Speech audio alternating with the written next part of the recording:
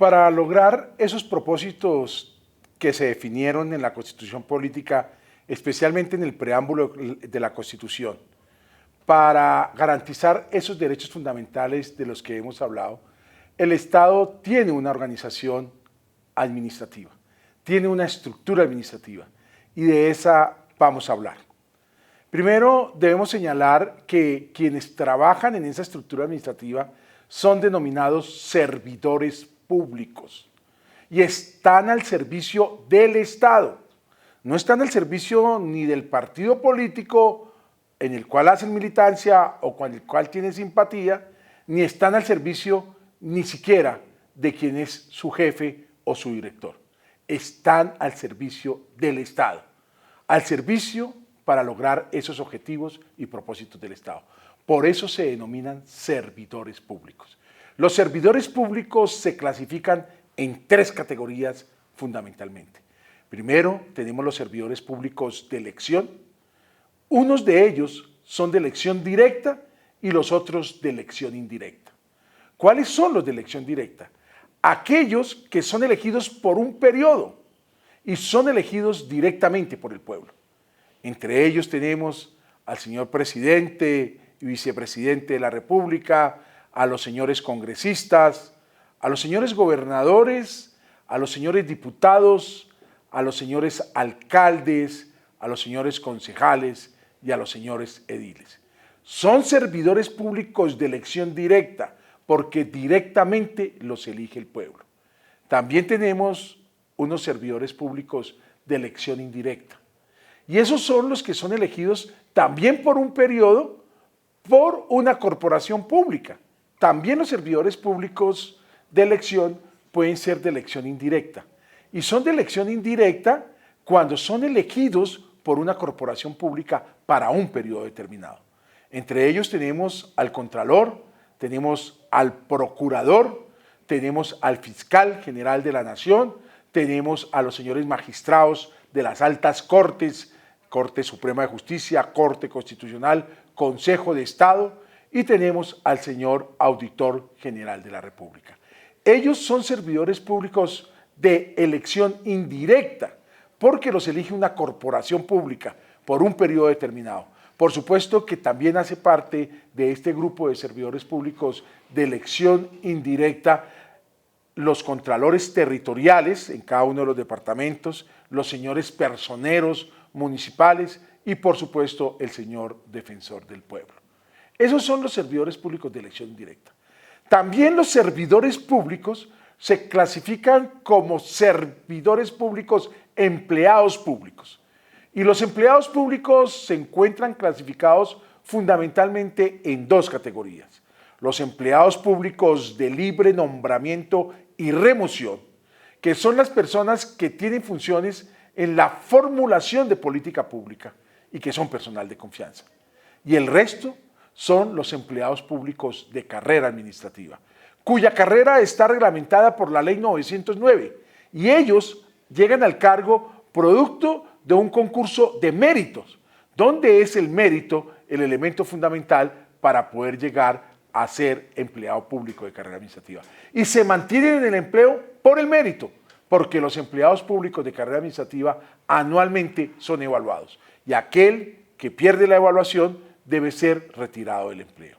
Y la tercera categoría son los trabajadores oficiales, que estas personas se rigen por el Código Laboral, se vinculan a través de un contrato de trabajo, a término fijo o a término indefinido, y ellos son fundamentalmente los funcionarios o los trabajadores de las empresas industriales y comerciales del Estado, de las entidades descentralizadas, pero fundamentalmente aquellos que tienen funciones de mantenimiento, sostenimiento y construcción de obra pública. Estos servidores públicos, todos ellos, deben prestar sus servicios con base en unos principios que son los principios de la función administrativa, que claramente están establecidos en la Constitución Política y en la Ley 489. ¿Cuáles son esos principios? El primer principio es el principio de economía. ¿Qué es el principio de economía? Que en todos los procedimientos y procesos que adelante el Estado Y los servidores públicos deben siempre estar regidos por el principio de economía procesal. El segundo principio es el principio de eficiencia. ¿Qué significa el principio de eficiencia? Que el Estado debe lograr, y los servidores públicos y las instituciones del Estado deben lograr sus objetivos. Pero además de preocuparse por lograr sus objetivos, debe preocuparse por la racionalización de los recursos, porque el Estado carece de recursos frente a tantas necesidades. El tercer principio de la función administrativa es el principio de publicidad. Todos los actos administrativos son públicos y por eso las personas, a través del derecho de petición o a través de la solicitud de la ley de acceso a la información pública, pueden acceder a la información del Estado. El cuarto principio de la función administrativa es el principio de celeridad.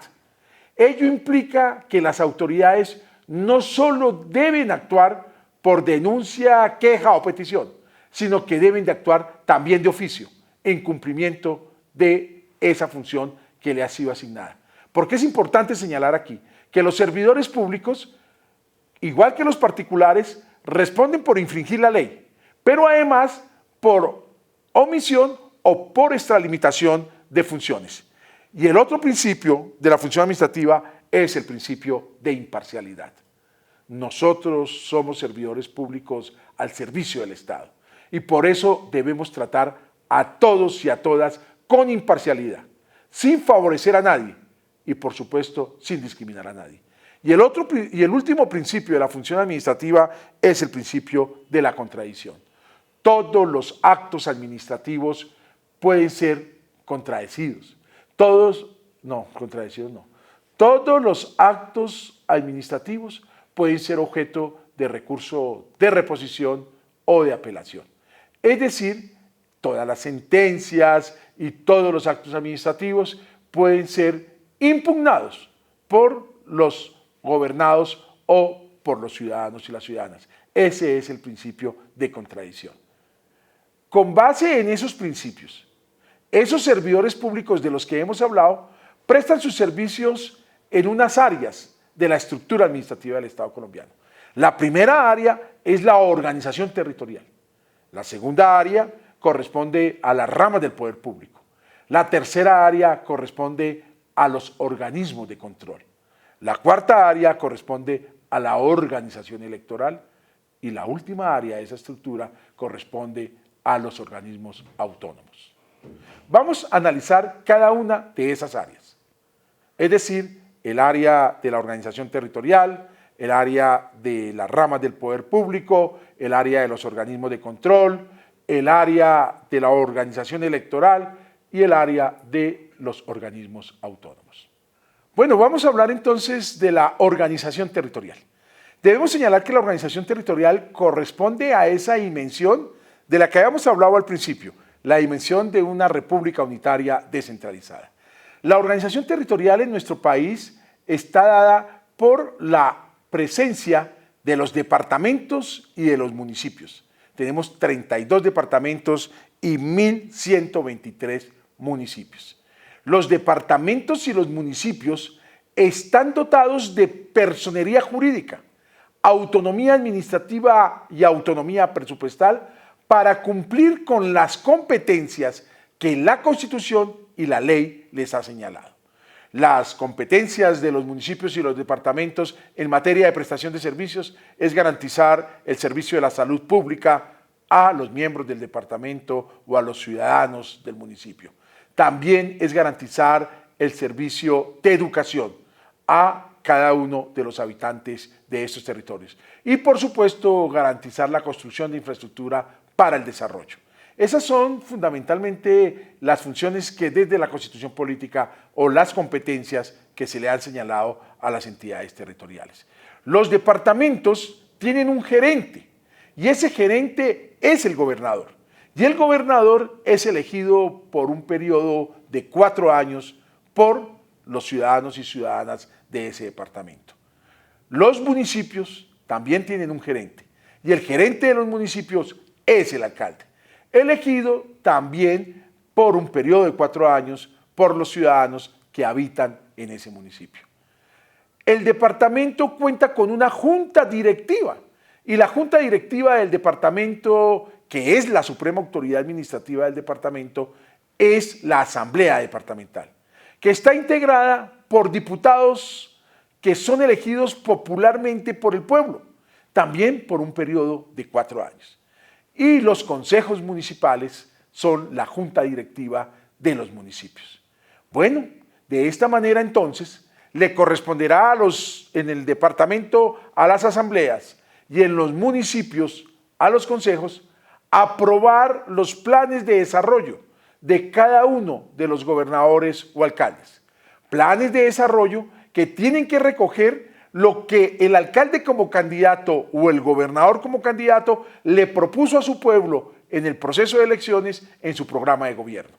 Plan de desarrollo que tiene que atender el diagnóstico territorial y plan de desarrollo que lo que busca es resolver las problemáticas que se presentan en el territorio y ese plan de desarrollo que es formulado por el alcalde o por el gobernador con participación de la ciudadanía es aprobado, si es departamental, por la asamblea departamental y si es municipal, es aprobado por el consejo municipal.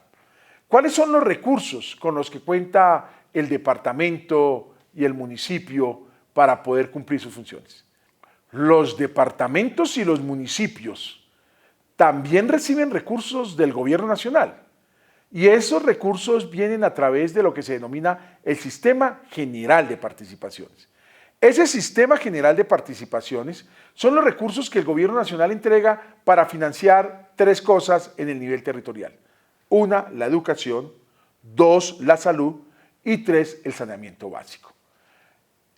¿Cuánto es el monto de los recursos? Este Sistema General de Participaciones tuvo origen en el año 1991 en lo que conocimos como el situado fiscal. El situado fiscal correspondía a que el gobierno nacional de sus ingresos corrientes iba a destinar siempre el 30% para las entidades territoriales. Pero luego, producto del déficit fiscal, se modificó ese principio constitucional y apareció el Sistema General de Participaciones. Y el Sistema General de Participaciones es esa bolsa que se constituyó con el situado fiscal, pero que ahora crece anualmente en un porcentaje proporcional a lo que ha sido la variación de los ingresos corrientes de la nación en los últimos 4 años. Con esos recursos, ¿qué hacen los municipios? ¿Qué hacen los departamentos? Con esos recursos financian la prestación del servicio de educación, con esos recursos financian la prestación del servicio público de salud y con esos recursos también van a financiar el saneamiento básico de la entidad territorial. Además de estos recursos, es decir, de los recursos propios y de los recursos del Sistema General de Participaciones, los departamentos y los municipios hoy reciben recursos producto de las regalías. Las regalías son recursos que por la explotación del subsuelo son entregados por quien hace esa explotación al gobierno y el gobierno los distribuye alrededor de todo el país en los departamentos y los municipios para lograr un desarrollo equitativo de la nación. Además de los municipios y de los departamentos, como entidades territoriales, se estableció en la Constitución Política que los municipios se podían organizar en provincias administrativas y que los departamentos se podían organizar en regiones. Además, los municipios pueden crear asociaciones de municipios, como los departamentos también las pueden crear.